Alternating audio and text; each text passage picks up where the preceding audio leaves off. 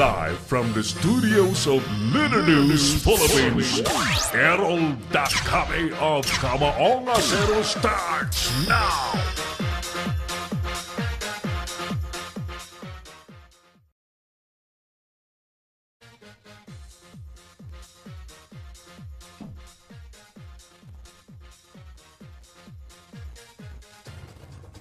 Palasyo ayaw sa isinusulong na Noel 2019 ni Alvarez. Malaking selebrasyon naman ng mga Muslim sa Mindanao ikinakasana dahil sa pagkakaaproba sa Bangsamoro Organic Law. Saan man bumili ng armas ang Pilipinas, US walang pakialam ayon sa Malacanang. NPA sasagupain daw ng dangdaang lumad na nag-alsamasa sa Surigao.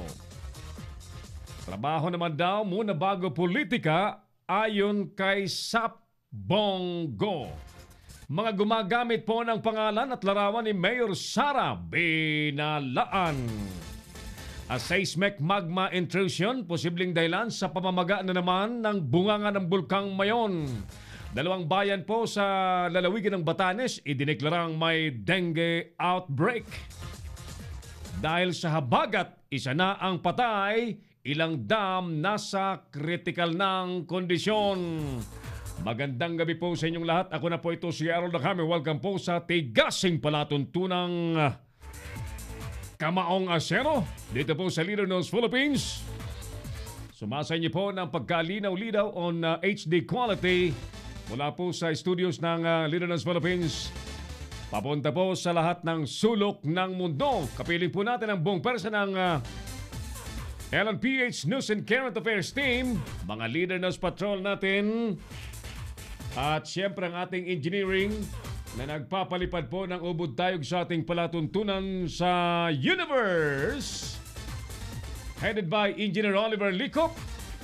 On cam naman po si Anthony Porcalia. At tayo po'y all systems go sa ating paglilingkod ngayong gabi po ng Huwebes. Musta po kayo sa mga oras pong ito? Kumusta ang mga OFW? Kumusta po ang mga nasa Metro Manila? Kumusta po ang mga lugar na patuloy pong nilalamig at patuloy pong nangangamba sa mga pagbaha? At maray na bang kitabi sa mga kababayan kong Bicol noon na nasa Bicol Region, na nasa Bicolandia, especially sa Legazpi City, sa lalawigan po ng Albay, na napapansin na naman po ang Bulkang Mayon na medyo nag-aalboroto sa pamamagitan po ng pag-swell ng alituktok po nito.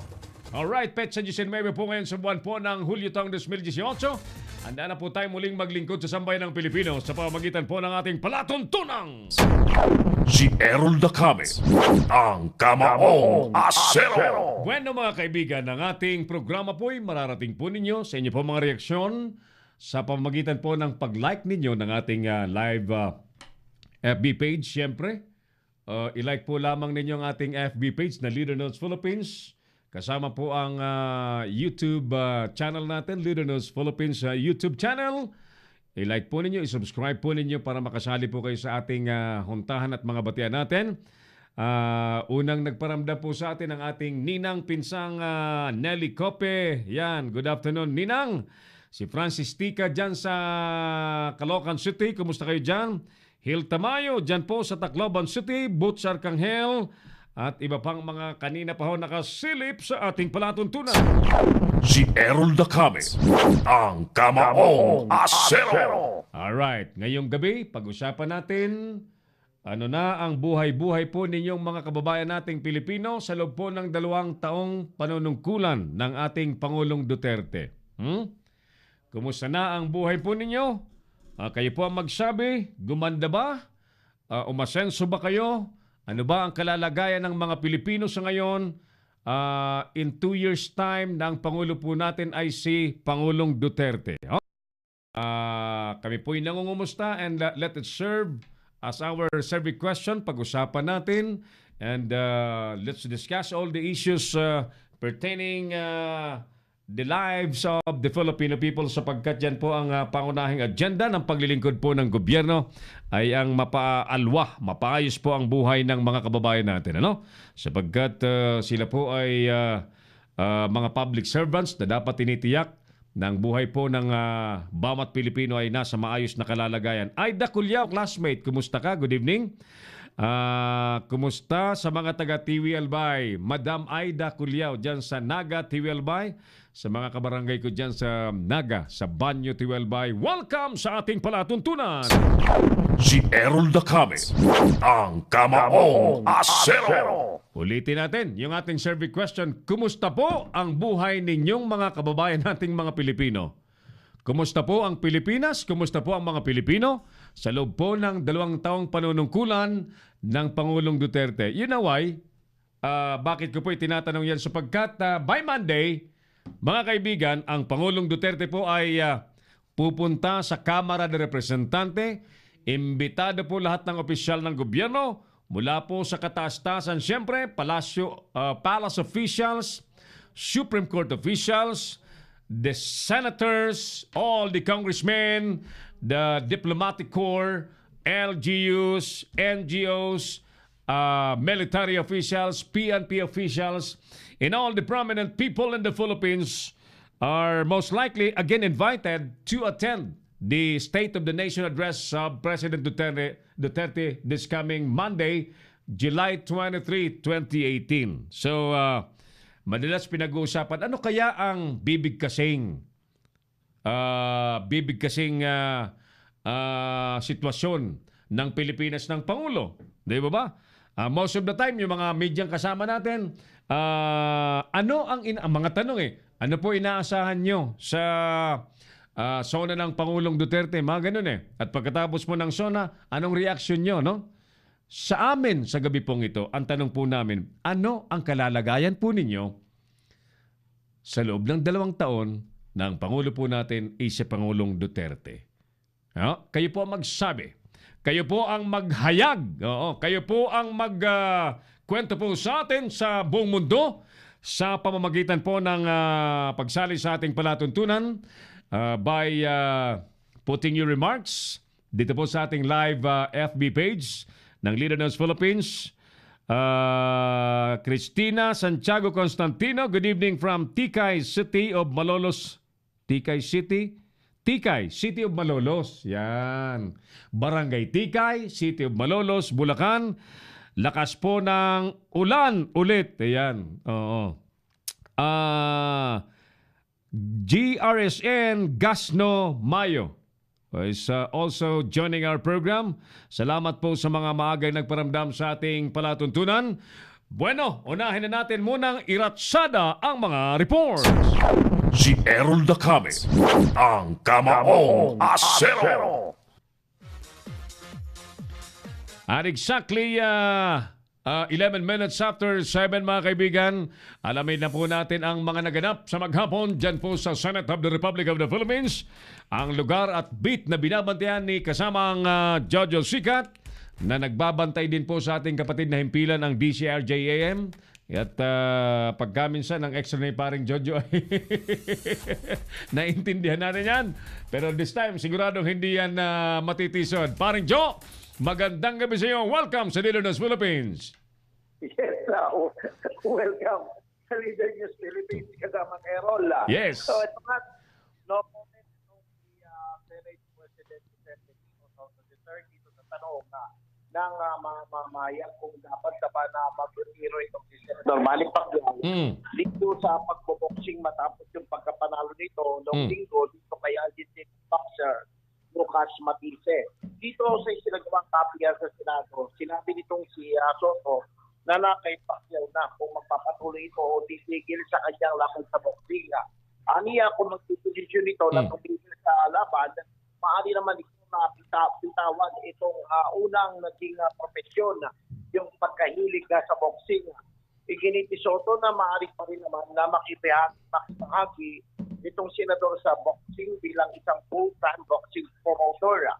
Aliwanag ni Soto, naging matagumpay itong nakaraang laban ni Pacquiao kay Matisse kung saan Pacquiao promotion na itong humawak sa event. na kinanap sa Kuala Lumpur, Malaysia. Aniya, maaari naman na ipagpatuloy ni Pacquiao yung pagpo-promote ng boxing event hindi lamang sa Asia, maging dito sa China at Saudi Arabia, na target na nito si Senator Pacquiao na pagdadausan sa susunod na boxing event. Aminado naman ito si Senate President doon sa ibang issue na tinanong kanina ng mga mamayan dahil nung nakaraang kongreso ay madalas yung tagutan at away ng mga senador. Kaya sinabi nito si Senator Soto ay maiwasan naman o hindi maiwasan na ito magkaroon ng minsan taasan ng boses kumisan na kauwi pa nga sa sigawan, di ba? Sa plenaryo ng mga senador. Ito yung naging reaction ni Soto matapos sa ng mga mamayag kung ano yung gagawin itong pamaiwasan na magkaroon pa ng pagkaan mga senador tulad ng mga nakaraang Congress. Itong ika-tatlong regular session ng 17th Congress ay hanggat maaari ay pipilitin pa rin itong maiwasan o tapos away ng mga senador itong debate sa isang issue. Subalit hindi niya maiwasan yung taasan ng boses sa debate dahil nung kaman ay nangyayari na ito. Inalimbawa pa ito na tumbagito pa itong senador nagkaroon ng sagutan ng sigawan sa pagitan nila dating Senador Oli Mercado at Sonny Alvarez sa plenaryo ng Senado. Subalit patapos na itong session ay nagkapatinan itong mga mambabasa. Mabait pa nga ang Senado. Paring Jojo, disente pa nga ang Senado ng Pilipinas sa ibang bansa. Nagbabatuhan ng upuan eh. Kaya nga eh. Pero hindi ko nakaraan nakaranas na rin tayo, nakakita na tayo ng nilapitan ng isang senador, yung isang dating kongresista. Wala mild yun. Mild yun. Pero nakita, pinatayan ng mic. Ayun, mas medyo yun. Medyo malapit-lapit na yun. Yung pinatayan ng mic na yun. Pero sa ibang bansa talaga, ang mga mambabatas nagsasapakan nagsusuntukan Dito medyo disente pa. Kaya kahit yung pangungurakot nila ay matindi rito, hindi halata paring Jojo kasi disente sila Oo. Disente nga Disente sila. Disente magnakaw. Disente magnakaw. Honorable pa nga ang tawag natin. So sige. Alam mo, madalas nakakakita ko ng FB page ni Manny Pacquiao na nangangakong mamimigay ng mga pabahay pare. Itinanggi yan. Fake news yan. Wala yan. Hindi totoo. Loko dyan. Walang ipapa-preme si Pacquiao. Kita mo na? Walang magawa yan. Ginamit yung gumawa ng account na kunwari si Manny Pacquiao. Kita mo na?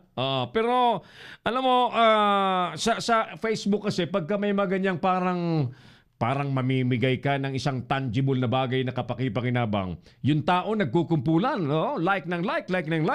So, anduda ko doon Ako, nakikongrats na rin Baka totoo Alam mo, sinagot ko yun parang Jojo. Ano? Ang sagot ko doon, kaysa ganyang imbitasyon ang ipakita nyo, sabi ko, interviewin nyo live sa camera ninyo yung nabigyan na para patunay na talagang namimigay kayo. At nag-aabot pa. Yung si Pacquiao dapat. Kasi ganyan, so fake yan. Fake account. Fake Siguro account. Walang trabaho. Pero alam mo, kung popularity purposes lang, parang paalala ng mga pang-recall sa politika, it surely benefits Pacquiao dahil alam mo naman ang power ng social media, di ba? Oo. Pero pati pala ikaw nadali. Pati ikaw nadali ka. Aray mo. Natuto. Yun nga Alaman ko gusto. Sa tanggapan ni Pacquiao, peke pala. Yun. So peke, yung account na yun, na nangangakong mamimigay ng maraming pabahay daw, peke yun.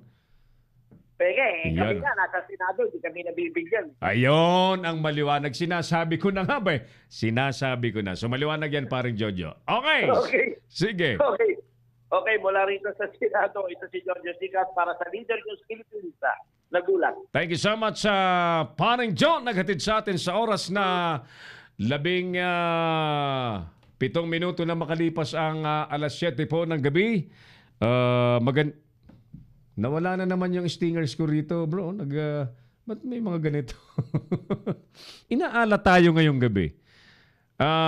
Nakailang attempt kaming magsimula ng program. Biglang parang may multo ngayong gabi. Huwebes, 19. Magandang, batiin na nga muna natin itong habang binabalik natin yung Ma'am Rose Rodriguez. Good evening, Tony Hildo, partner. Tony. Magandang gabi sa iyo. Siyempre, magandang buhay po sa mga kasama natin sa Long Reach, Baguio, Philippines, Baguio. At kasama po natin sa paglilingkod ang Long Reach, Philippines. At muli pinagmamalaki po natin sa kalalakihan. Subukan po ninyo ang mahiwagang kape natin, yung Cordyceps Militaris Coffee, na mas matindi pa ho sa Viagra. At yan po'y garantisadong makaka-attend po kayo ng flag raising ceremony kung saan man. Basta si Mrs. nyo ang kasama ninyo, ayos po yan, no? Cordyceps Militaris Coffee, courtesy of Long Reach, Philippines. At yung ating mahiwagang pie cup that cures hyperacidity, yung acid ng katawan natin na nagre-resulta po sa kung ano-anong karamdaman po sa ating kalusugan, no? Amigong Camilo Villesa Meliendez, welcome, paring Camilo. At hello to you also. Mamaya, antabayanan po ninyo ang ating exclusive interview kay Attorney Aid Caballo, ang isa po sa mga lead conveners ng RevGov na umiikot po sa buong bansa at nakikinig sa damdamin po ng mga Pilipinong humihiling po ng mabilisang pagbabago na walang kagatul-gatul at wala pong mga red tape. At ang nakikita po natin nilang paraan po ay revolutionary government. Mamaya po yan ng konti. Kunin natin ang reaksyon patungkol po sa kapapasapong Bangsamoro Organic Law. Si Errol Dacame, ang Kamaong Asero. Dire-diretso tayo sa iba pang mga reports. Alas 7:20 na po ng gabi. Ang bilis naman ng oras po natin. Happy birthday na lang sa mga may birthday po sa araw pong ito ng Huwebes. Doon po sa mga may karamdaman sa ngayon, we pray for your immediate recovery. Ipinapanalangin po namin ang inyong mabilisang paggaling. Paniwalaan nyo na po, magaling na kayo because the best medicine is first is your faith, na kayo po ay gagaling na. Pagka minsan, ang mga karamdaman po ay nagmumula po sa isip, So, wag nang masyadong may stress. Manalangin, maniwala na kayo po'y magaling na. Sige, diretso tayo sa iba pang mga reports. Si Errol Dacame, ang Kamaong Asero. Mga kaibigan, patuloy daw pong pinagaganda ang NAIA at may mga electronic gates na pong na-install. Tingnan natin kung anong benepisyo po dyan ang mga dumadaan dyan, gumagamit po ng paliparan. Sa report ni Paring Boyet Guillermo. Paring Boyet, magandang gabi. Anong klase ba yung electronic gate na yan? Naka-install dyan sa NAIA. Magandang gabi. Yes, magandang gabi, Errol. Formal na ngang binuksan, Errol, ng Bureau of Immigration ang dalawang electronic gates o e-gates na nakakabit sa arrival area ng Ninoy Aquino International Airport o NAIA Terminal 3. Ang e-gate ay isang makabagong makina at modernong teknolohiya na ginagamit sa mga pandaigdigang paliparan upang mapabilis ang pagproseso ng immigration inspection. Ang mga Pilipino lamang na may machine-readable o mayroong mga biometric chips ang pasaporte ang maaaring gumamit ng e-gate sa kanilang pagdating sa paliparan. Paglilinaw ng BI, hindi ito maaaring gamitin ng mga dayuhan, gayon din sa mga Pilipinong hindi readable at walang biometric chips ang kanilang mga pasaporte. Ganon din ang mga pasaherong nakasakay sa wheelchair at sa mga batang may taas na mababa sa 4.59 feet. Ayon sa immigration, magdadagdag pa sila ng 4 na e-gate sa arrival area ng Terminal 3 at 5 sa Terminal 1. Kakabitan din ng DI ng 5 e-gates ang Mactan Cebu International Airport, 3 sa Clark International Airport, habang 2 naman sa Davao International Airport. Anong benepisyo niyan, paring Boyet, sa mga kababayan nating dumadaan, gumagamit ng paliparan? Abay, mapapabilis na yung paglabas no, pasok ng mga Pasahero. Mga pasahero. Mga pasahero Oh. doon sa immigration counter. Oo. Kasi pagpasok mo doon, abay Wala nang yung, kapkapan dyan? Wala nang kapkapan? Wala nang x-ray? Wala nang kung ano-anong wala nang mga ganun-ganon. frisking? Wala yung nang... thumb mark na lang ang ilalagay mo at yung mukha mo, pipicturean ka doon. Alam mo, sa ibang bansa, ganyan na talaga ginagawa. Katulad nga nung ako'y nakarating sa Hong Kong, Singapore, ayan, mga electronic gates yung ginagamit dyan. Wala nang hindi na pahuhubarin ng sapatos, ng sinturon, yung mga bulsa hindi na babaliktarin, wala nang ganon. Wala na yung ganyan.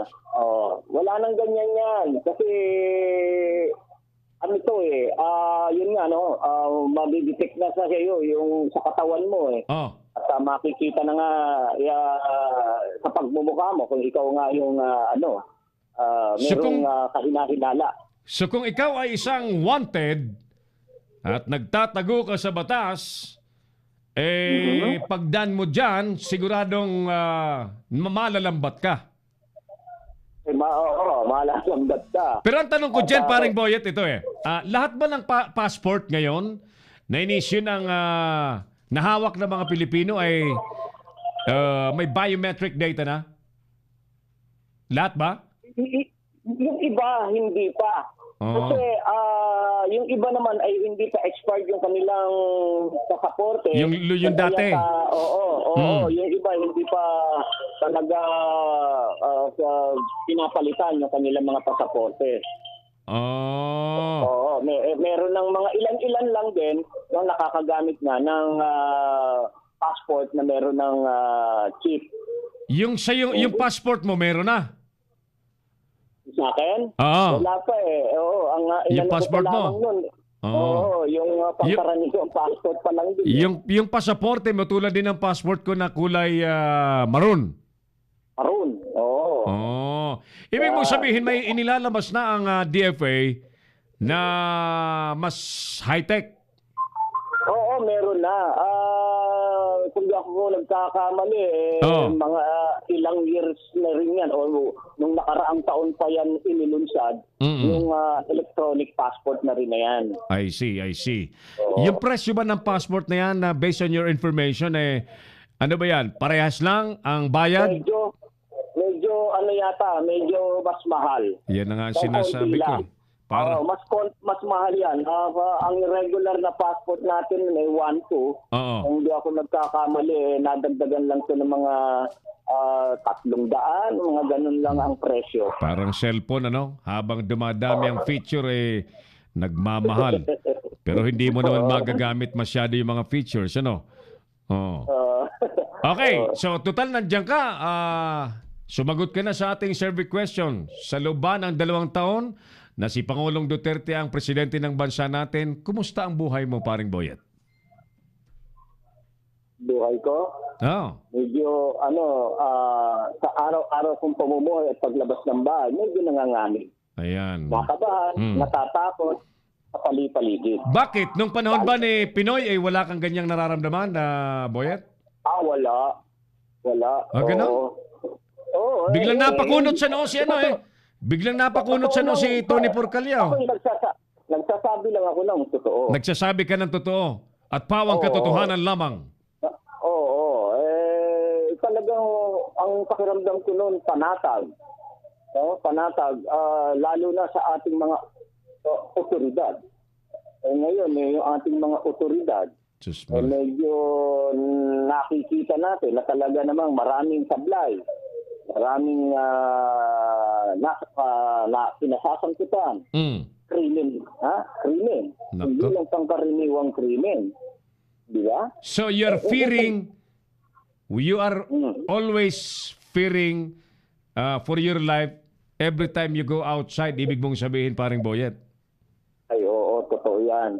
Sa bagay, normal yan. Normal na, of course, concern tayo sa ating seguridad. Pero wala kang ganyan nung mga nagdang administrasyon. Wala, Wala. Wala. Sige. Bagamat tayo talagang nangangali. Ba't kinakabahan sa pag-alis ng Bakit ka bahay? naman daw kakabahan kung hindi ka naman daw alam mo naman ang mga usapan sa Facebook, sa social media, no? Ang matatakot lamang ay yung mga... Alam mo, kung hindi lang ako laging naka-ID, posible, baka may humarang sa akin. Posible na may kumursunada sa akin. Alam niyo ho kasi... nga. Mga Makaharap mo lang ang otoridad. Mga kaibigan, si Paring Boyet kasi medyo payatot. Baka mapagkamalan pare ko na tumitira ka, ganun. Oo. Yun nga eh. Mahirap na. Papadalhan kita ng... Nag-jeta talaga ako. Ayun nga eh, parehas tayo, nag-jeta tayo. Ayoko talaga magpataba. By the way, naalala ko, speaking of pataba, naalala ko ang ating kasamang Mike Almonte sa DCIR Sunshine Radio. At nakikiramay tayong dalawa, Paring Boyet, ang pamilya natin sa pamilya na Paring Mike Almonte na nauna na. Ay, oo. At bukas, Errol, sisilipin natin yung burol nga niya ng grupo ng Progressive Trimedia of Southern Metro. So again... Kasamang Mike, dito sa area ng Southern, nakapag-cover yan dito. Tama ka.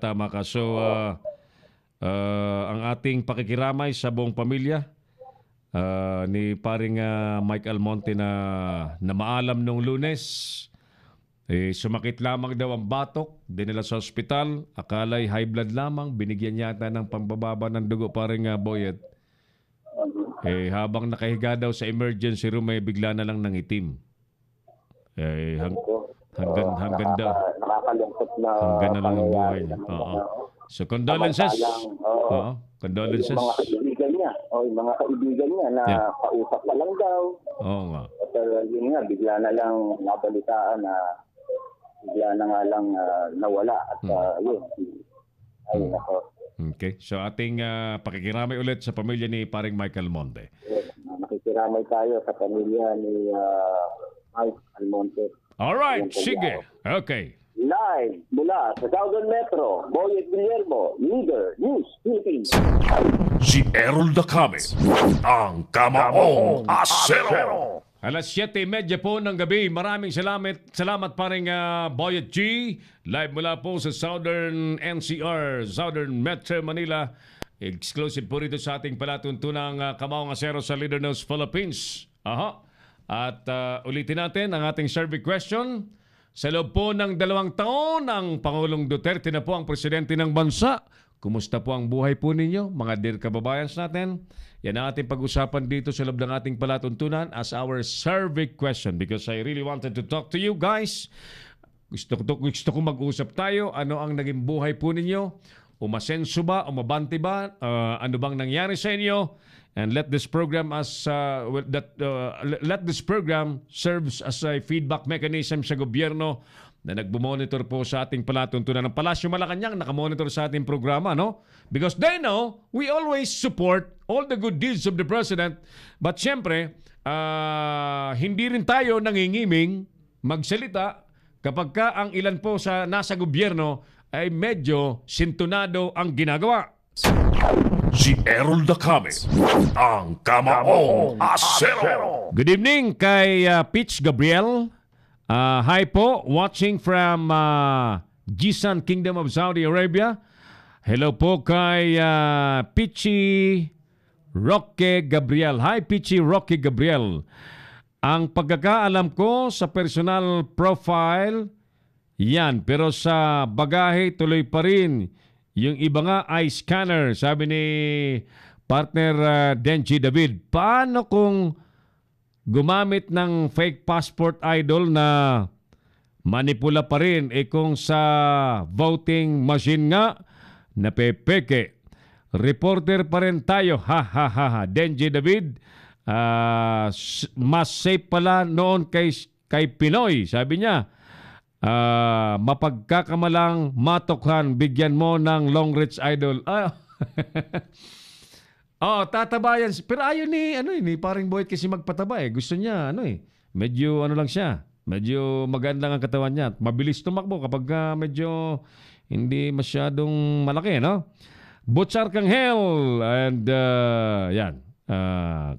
Para tumaba si Bro Boyet. Ayaw niya nga, Bro Bong, na magpataba si Boyet eh. Kaya nagjejeta siya.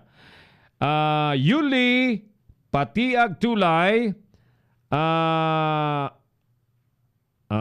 mas maging panatag ako mula nung umupo si Duterte bilang inang malayo sa pamilya. Sabi po ni Yuli Patiag Tulay. Sabi niya, tagasan ba si Ma'am Yuli? Good evening, Ma'am Yuli. Alright, ubusin muna natin yung ating mga reports, yung ratsada ng ating mga reports. Sinong nasa linya natin? Sige. Yan. Mula po sa Luzon, pumunta tayo sa Kabisayaan. Mga kaibigan, 8 katao arestado daw po ng PDEA. Damay ang isang kahahalal na SK chairman sa buy-bust operations. Si Errol Dacame, ang Kamaong Asero. Detalye, pakinggan natin kay partner Hil Tamayo, live mula po sa nasa Basil, nasa Tacloban.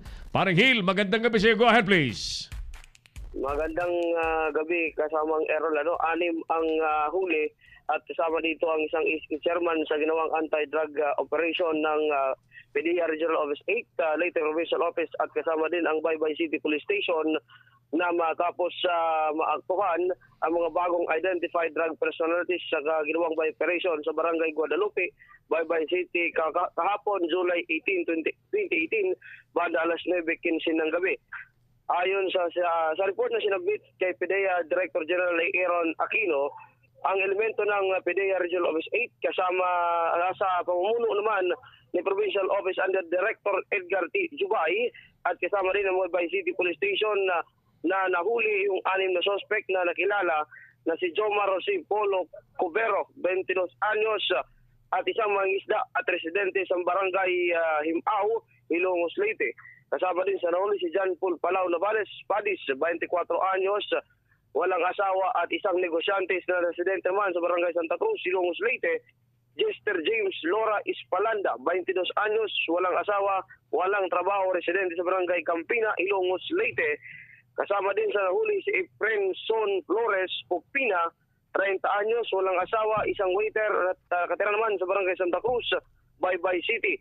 Kasama din si Edson Flores Opina, 31 anyos, walang asawa, singer at residente sa Barangay Santa Cruz, Baybay City. At si Don Francis Pascua Bisnar, kahalalang na SK chairman, 21 anyos, walang asawa, residente naman sa Barangay Poblacion, Inupacan, Leyte. At Sergeant John Zarate na siya naman ang nagmanobra na maresto itong 6. Samantala, nakuha doon sa operasyon ng PDEA, ng PNP at saka PDEA, ang 5 heat shield transparent plastic sachet na may white crystalline substance at 3 gramong shabu na nagkakalaga ng market value na 24,000 pesos at mga paraphernalia.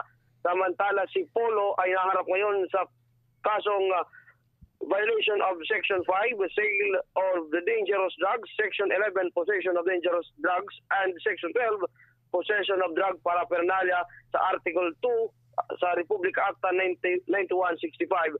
Samantala naman ang iba ay naharap naman sa kasong violation of Section 7, employees by visitor of drug den, and Section 12. Samantala yung mga suspect... Yes. Nasaan yung mga suspect na parang Hil?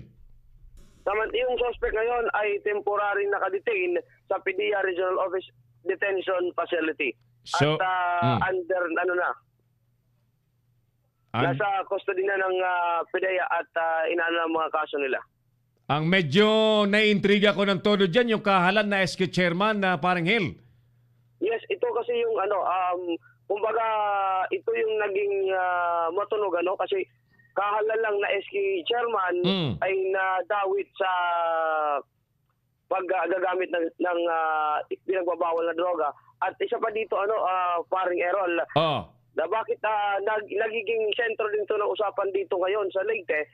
Kasi ang ano ng DILG, di ba, may kakaroon ng random, magkakaroon ng random Drug test para doon sa mga bagong halal. Ay hindi ko maano kung bakit nakapasa o baka naman hindi gumagamit ng drugs nung nagkaroon ng drug test itong isang nahuling SK chairman.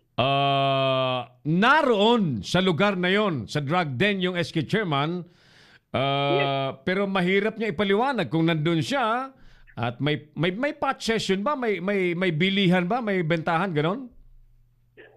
Na doon sa footage natin nandun yung SK chairman Gumagamit. at gumagamit. Nandun din yung mga paraphernalia, nandun din yung shabu na ginagamit nila kasi nagiinuman sa isang bahay, nandun sila sa loob. Ay nako, talagang alam mo hindi bago yung mga ganyang mga nasa pwesto pero sangkot sa drugs. Ako nga may kilalang may kilala akong barangay official din. Alam mo bang yung barangay official na yon, kinakapital yung pagsali sa mga ganyan at nakakakuha siya ng boto doon sa sektor na mga ganyan, na mga sangkot sa drugs. Oo. Yung masaklap lang dito kasamang Errol is imbis na itong SK chairman ito yung mag-guide sa mga kabataan na gawin yung kanilang tungkulin as a SK chairman na i-guide yung mga kabataan na hindi masali maging matino sa na kabataan. Yes. Paano niya gagawin yan?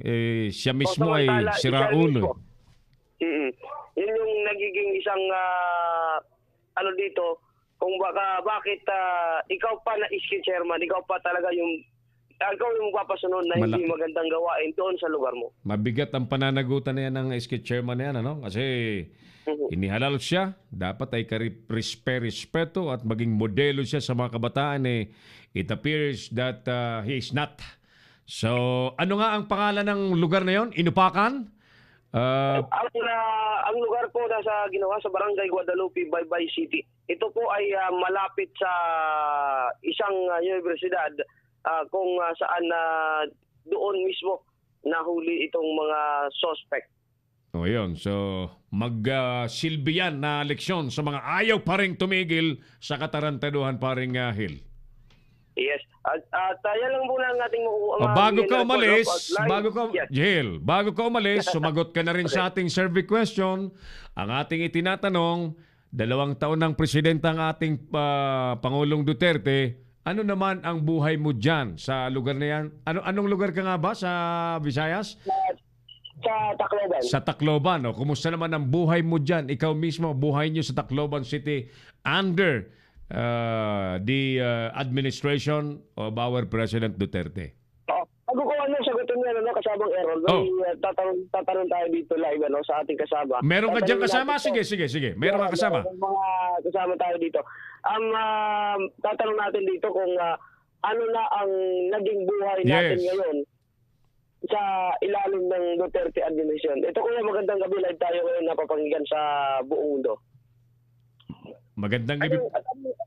Good evening. Hello, magandang gabi po. Magandang gabi po. Ano pong pangalan ninyo, sir? Ako po si Danny Doria po. Danny Doria. Sir Danny Doria, kung kami ay magtatanong kumusta ang buhay mo sa loob ng 2 taon na si Pangulong Duterte ang namumuno sa atin at patuloy siyempre mamumuno for 6 years, kumusta ang buhay po ninyo, personal na buhay po ninyo? Sa ngayon po, medyo nag-ibang buhay natin ngayon dahil sa ating bagong presidente, Presidente Duterte, dahil sa mga insidente, medyo mga drugs, medyo unti-unti nahuhuli at maganda ang kinabukasan ngayon ng mga tao dito sa Tacloban po. Ano po ang impact personally sa buhay po ninyo? Umasenso ba kayo? Gumanda ba ang kabuhayan nyo? Nagkapera kayo ng marami? May maganda kang trabaho? Ano po ang kalalagayang tunay? Medyo po gumaganda ang buhay ngayon dahil gumaganda po dahil sa pag-aaral po ng aking mga anak po. Medyo gumagaan po tayo ngayon. Very good, Sir Danny. Maraming salamat po. Magandang gabi po sa inyo at salamat po sa pagsali sa ating palatuntunan. Thank you, Sir Danny. All right. maraming salamat Sir Danny sa inyong ginawa. At kasama nga rin, para sa inyong katanungan, para sa akin dito sa list Yes. Alam mo naman natin na after 5 years, magpa 5 years ngayon ang ng Yolanda is masasabi ko na malaki na ang pinagbago ng Tacloban. Oo. At dito yung mga residente kasi nung una kumbaga na hindi pa yung administrasyon ni Duterte, marami kang nakikitang mga tambay, marami kang makikitang mga pakalat-kalat. pakalat-kalat na nakikita mo sa Tacloban na may dala-dalang rugby. Ngayon, wala ka nang makikita dito sa Tacloban. Wala ka nang makikita. Kumbaga sa orderliness, peace and order ay umayos. Now, kumusta ang kabuhayan? Sa kabuhayan naman, medyo umaangat na naman yung kabuhayan ng Tacloban sa tulong din ng mga investors dito kasi alam naman natin after 5 years, hindi pa masyadong nakakabangon. Gawa nga ng maraming problema na yung gobyerno dito sa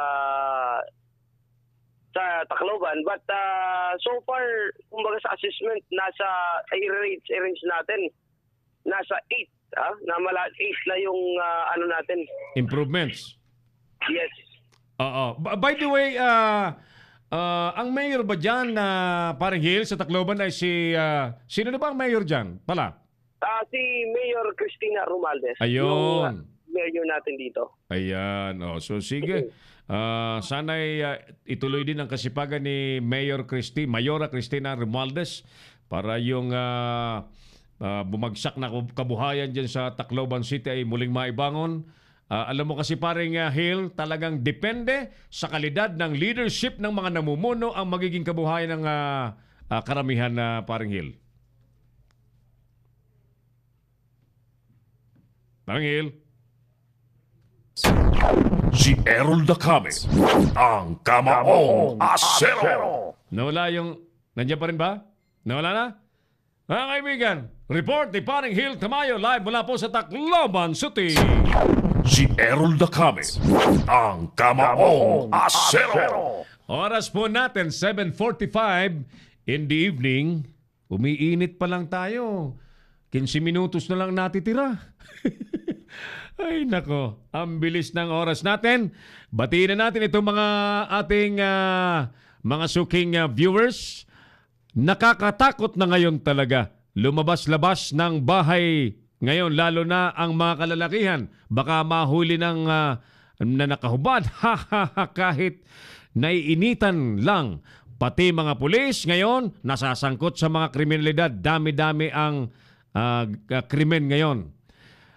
Mula kay Butch Arcangel yan.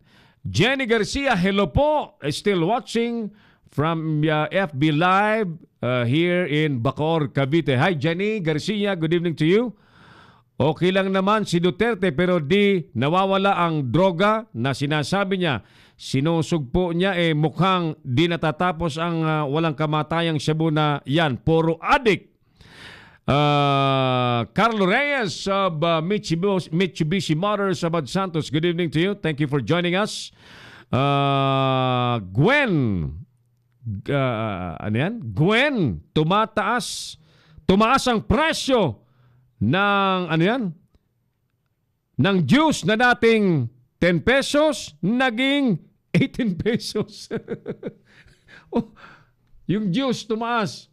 Yung soft drinks nga mula 10 pesos, ngayon 18 pesos na, sabi ni Cristina Santiago Constantino. You know her? Kilala mo ito? Good evening sa mga taga-Tikay. Ayan, taga-Tikay ito. Si Ma'am Cristina Santiago Constantino. June Bornasal, Manoy, maray na banggit tabi sa imo. Ang uragan kong kababayan, June Bornasal of Puna at Banat Channel.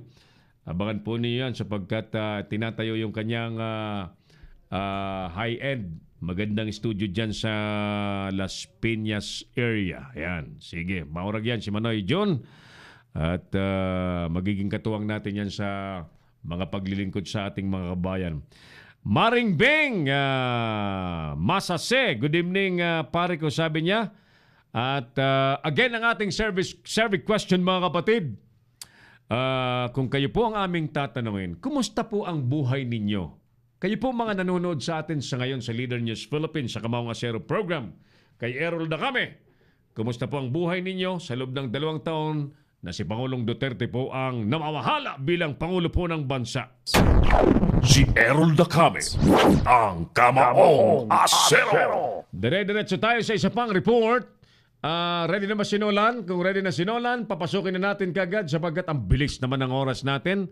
Napakabilis ng oras natin sa ating programa. Imagine, by 8 o'clock, sasa inyo po yung programang Bible Cafe ni Pastor Ram Gamboa. Si Pastor Ram po ay nasa Las Vegas, Nevada at ang makasama po ay nandito po sa studio ng Leader News Philippines. At abangan po ninyo, by the way, i-flash mo nga paring Bro Oliver yung ating teaser. Mga kaibigan, very soon as early yan, Agosto, by August mga kaibigan.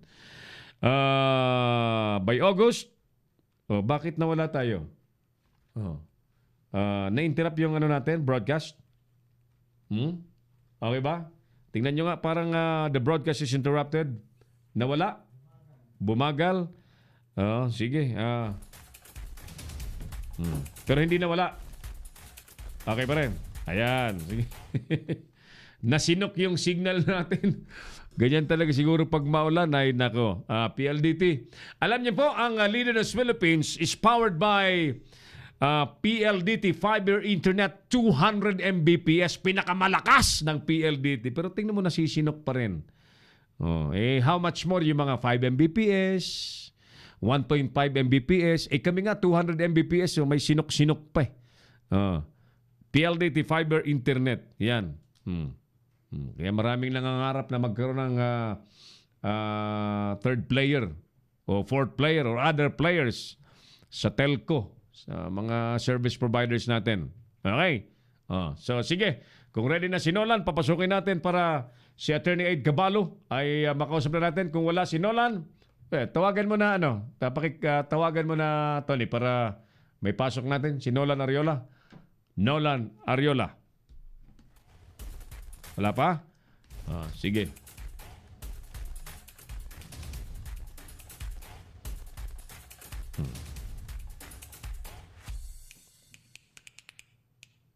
Alright, sige.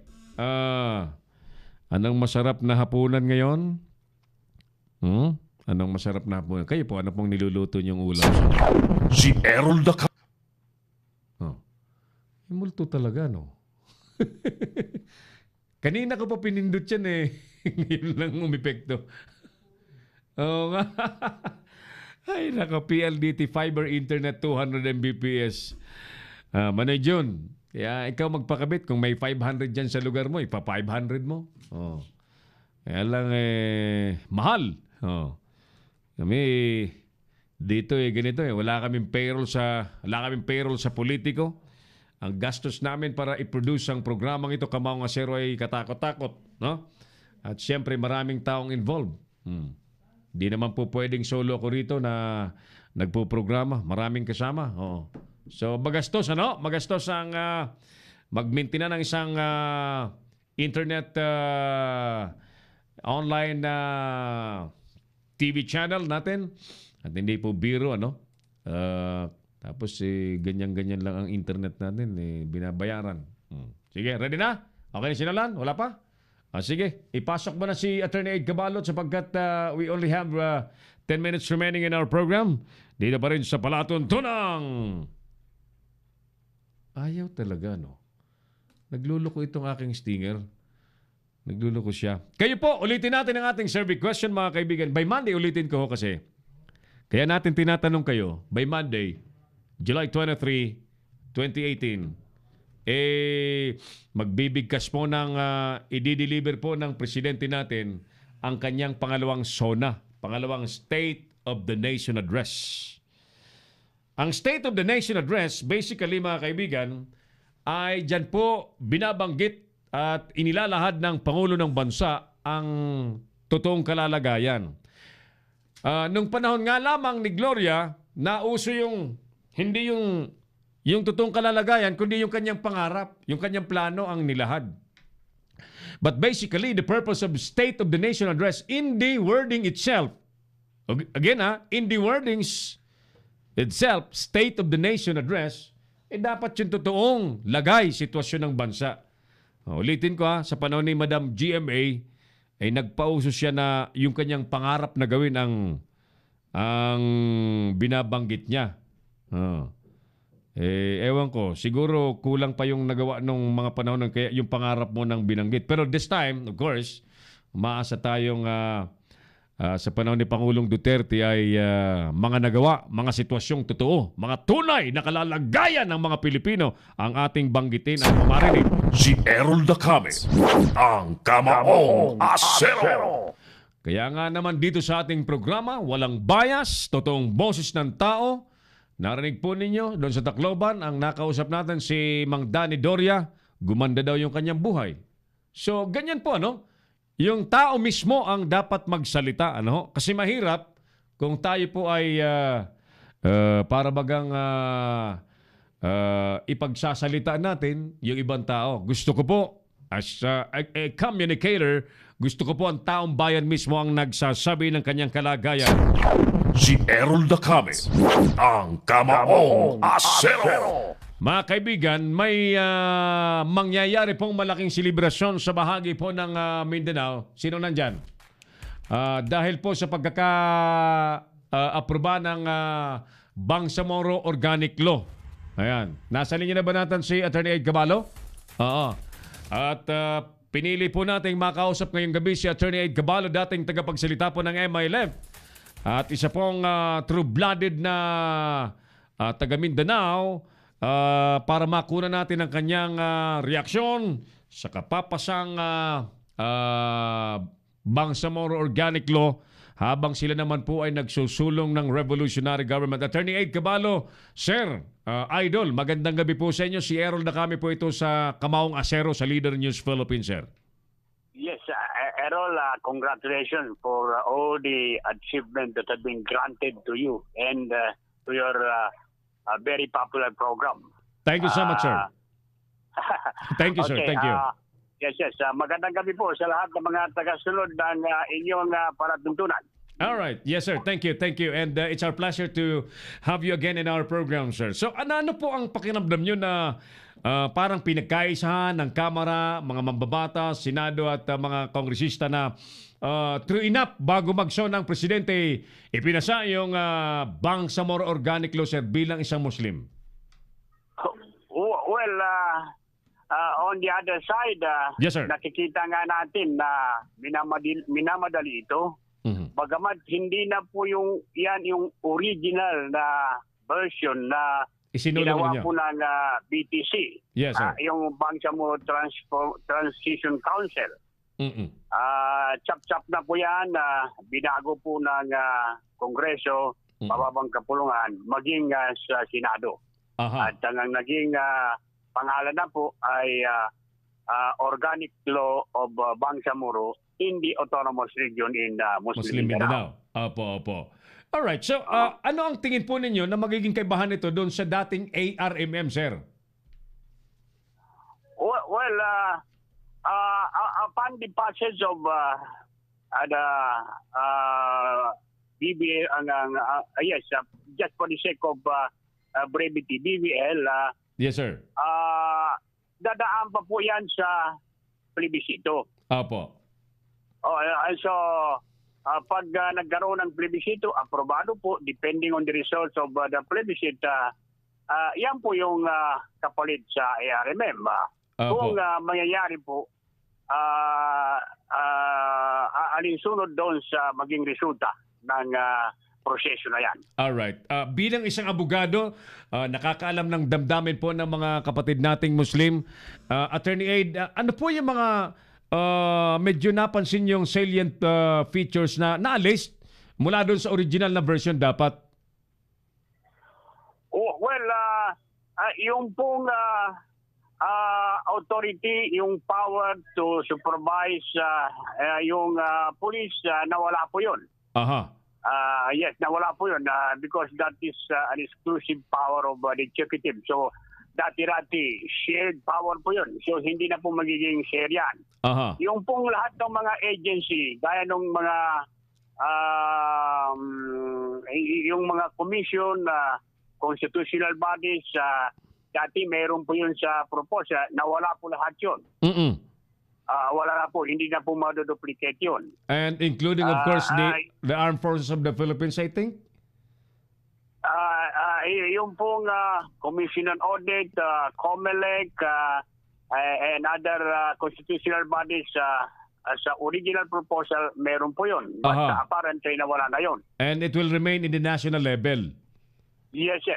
Yung pong PNP, under the ARMM law, yung 1954, meron pong authority to create police under the ARMM police. But wala po yan dyan sa bagong batas na yan. Opo. Alright, so...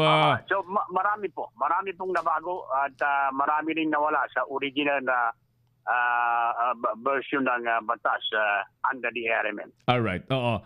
But you know, Attorney Ed, of course, kasama po sa mga naglikha niya, nagbalangkas niyan ay mga kapatid din po nating mga Muslim, ano? Yes. Mga congressmen, mas maraming congressmen at yung mga senador natin. And tingnan natin kung pag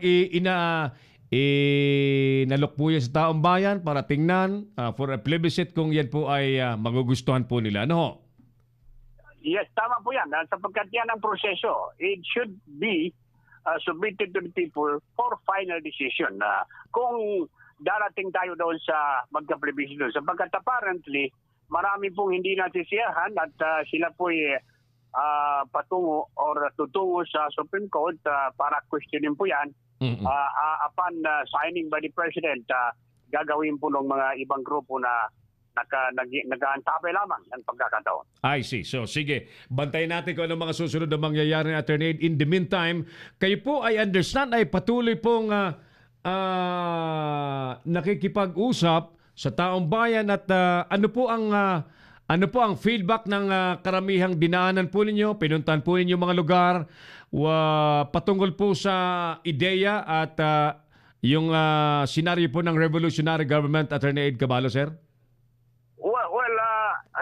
Tayo ngayon nagtataka sapagkat may mga survey daw na lumalabas na 7 out of 10 sa ating mga kababayan ay umayaw po doon sa federalismo at saka yung revolutionary government. But as far as we are concerned, parang unanimous po, parang majority po sa ating mga kabayan ay gustong-gusto na po yung pagbabago. Yes. So, agree. Yes. So, hindi po tumutugon yung mga resulta ng survey na yan doon sa pangyayari sa ground. For instance, if you go to Mindanao, 90% or up to 95% pabor po sila. Either Revolution Duterte para sa revolutionary government or federalism. Pabor po sila. Ayun. Oo. And kayo po ay may mga tuloy-tuloy na aktibidades para pulsuhan ang ating mga kabayan. Where will you be tomorrow, Attorney Ed Caballo, sir? Thank you, Errol. And more power po. More power. Opo. So bukas po ay nasa saan lugar kayo, sir? Will you be in... Sa Marikina po tayo with Bishop Nino Dayag, yung pong lead convener at national chairman ng Revolution Duterte for Revolutionary Government. Meron pong na magkakaroon ng consultative meeting sa Marikina. Ayun. Sa mga taga Marikina City, dumalo po kayo sa consultative meeting para maging bahagi kayo sa palitan ng kuro-kuro at marinig po ninyo mga paliwanag ni na Attorney Ed Caballo at Bishop Nilo Dayag patungkol po sa Revolusyong Duterte para sa revolutionary government na nakikita po natin. Mismo ako nakita ko na ito ang magbibigay daan sa mas mabilis na paghahatid ng pagbabago, sir, because if the present system, ang aasahan natin, sir, talagang ang red tape, ang politika ay magiging hadlang, sir, sa paghatid ng Pangulo ng mabilis na serbisyo sa taong bayan? Natumbok mo, Ero. Natumbok mo. Talagang ganoon po yung mangyayari. If we rely on the Congress, with all due respect, sa mga congressman natin, mga senador natin, hindi po natin sila maasahan sa mabilis na pagbabago. Okay. Alright, sir. Mabilis pang ating oras. Alam ko po, busy din po kayo. I'm giving you the chance to whatever statement, parting words, sir, for tonight's program. Go ahead, sir. Salamat sa pagkakataon, Errol, at tayo po nakikiusap at nananawagan sa ating mga kababayan. Suportahan po natin ang Revolusyon Duterte para sa revolutionary government, sapagkat ito lamang po ang paraan para magkaroon tayo ng mabilis na pagbabago at makamtan ng tunay na pagbabago at isulong ang tunay na development dito sa ating bansa. Marami pong salamat. It's our pleasure, Attorney Ed Cabalo, sir. Thank you so much. Magandang gabi po sa iyo, sir. Thank you. Si Errol Dacame, ang Kamaong Asero. Attorney Ed Cabalo, ang isa po sa mga convener ng Revolutionary Government live sa ating palatuntunan. Okay, sige. Abangan po ninyo, by the way, ang nalalapit na synergy ng Leader News Philippines at ng Pinoy Extreme Channel very, very soon, ano? Pakita mo nga, partner, yung ating teaser dyan. O yan, malapit na pong mangyari ang pagsasanib puwersa po ng Leader News Philippines at ng sikat na Pinoy Extreme Channel na makikita po nationwide sa pamagitan po ng Signal Cable, Sky Cable, Cabling at iba pang mga malalaking cable companies sa buong kapuluan. And thank you kay partner Norman Castillo ng Pinoy Extreme Channel at kay partner Renan Lopez ng Rev Up Company. At sila po ang nagbigay daan sa atin para yung ating palatuntunang Kamaong Asero ay mapanood everyday sa Pinoy Extreme Channel. Si Errol Dacame, ang Kamaong Asero. Mga kaibigan, oras natin. Lumagpas na tayo ng 5 minuto sa alas 8 po ng gabi. So, yung ating mga babatiin pa bilang pangwakas, mga kaibigan. Leonard Raimundo, sir, thank you. Manoy Jun Bornasal and Alice Luna from Kuwait. Magandang gabi po sa mga mga nandyan sa Kuwait, mga OFW nating nagsusumikap, magpakapagod, maghanap buhay, malayo po sa pamilya, sa ngalan po ng pagmamahal sa kanilang mga anak, asawa, na nais pabigyan po ng magandang buhay. Ayan, nasa malayo sila nagtatrabaho. Sa Kuwait, it's a nice place. Kuwait is a nice place at maganda po ang dyan, ang lugar na yan. Okay, so sige. 2 years na pamamahala ng Pangulong Duterte. Ano po ang buhay po ninyo, mga kaibigan? Sari-sari po ang narinig natin. May nagsabing nakakatakot. May nagsabi pong gumanda ang ating kabuhayan. Ayan po ang sagot ng ating mga kababayan. So, bitin lang ang ating oras. Ang dami pa sana natin pag-uusapan. May susunod kasing palatuntunan sa ating programa. Alam nyo, kanina pa sana dapat kami nakapag-ere. Pero may mga technical concerns na talagang nasasalubong tayo. Kaya't medyo na-delay yung ating pagkatanghal. But at any rate, mga kaibigan, atin na pong balikan ang mga issue sa gabi pong ito. Palasyo ayaw sa isinusulong pong Noel sa 2019 ni Pantaleon Alvarez, ang House Speaker. Malaking selebrasyon naman ng mga Muslim sa Mindanao ikinakasana dahil sa pagkakaproba sa Bangsamoro Organic Law. Saan man bumili ng armas ang Pilipinas, Estados Unidos, walang pakialam ayon sa Malacanang. NPA sasagupain daw ng dangdang lumad na sumaminib na sa Alsamasa sa Surigao del Sur. Trabaho daw muna bago politika ayon kay Sap Bongo. Mga gumagamit ng pangalan at larawan ni Mayor Sara binalaan. A seismic magma intrusion posibleng dahilan kung bakit namamagang muli ang bunganga ng bulkang Mayon dyan sa lalawigan ng Albay sa Bicol. 2 bayan po sa Batanes, diniklarang nasa dengue outbreak na. At dahil naman sa habagat at isa na ang patay, ilan pang dam na nasa critical condition na, mga kaibigan. Alright, sige. Kami naman, kung kami ang sasagot sa ating tanong ngayong gabi, kumusta po ang buhay namin sa ilalim po ng Pangulong Duterte? Alam niyo, sa totoo lamang bilang isang mamamahayag, naging challenging ang pamamahayag sa Pilipinas under the Duterte administration. But then again, dahil hindi po tayo tulad ng iba, dahil hindi po tayo sangkot sa kung ano-anong kabulastugan, by patuloy po tayong ganito at independent ang ating pamamahayag at nakapagsasalita ayon po sa katotohanan, katwiran at panig po ng batas. Masasabi ko pong may mga bagay na malaki ang improvements, may mga bagay na kailangan po ang mag-improve pa rin. Ano? At bottom line, ang barometer po siyempre niyan ay overall ang bansang Pilipinas. Kayo po mga nakararamdam mismo ay kayo po ang makapagsasabi.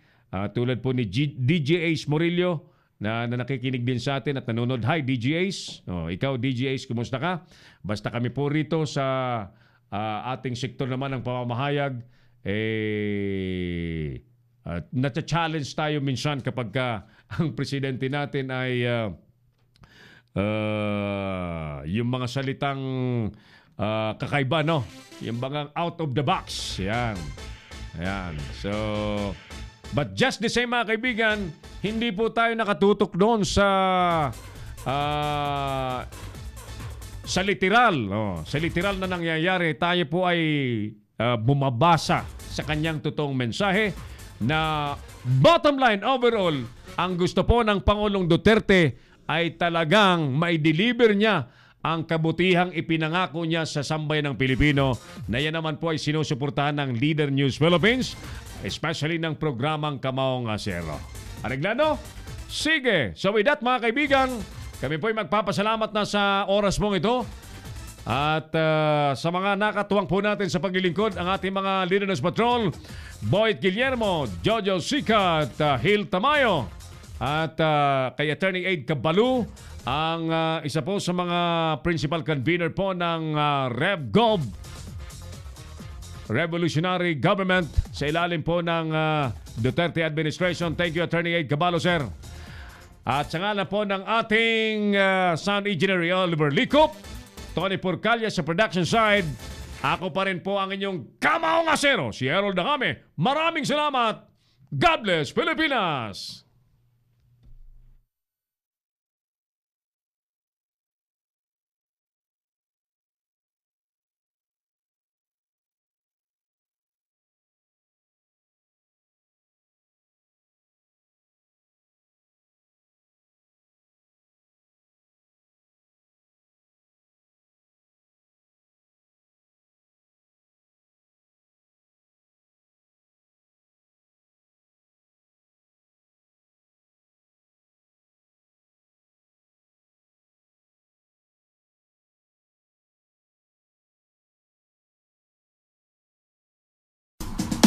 Inyong napanood ang mga batas na banat ni Errol Dacame sa Kamaong Asero.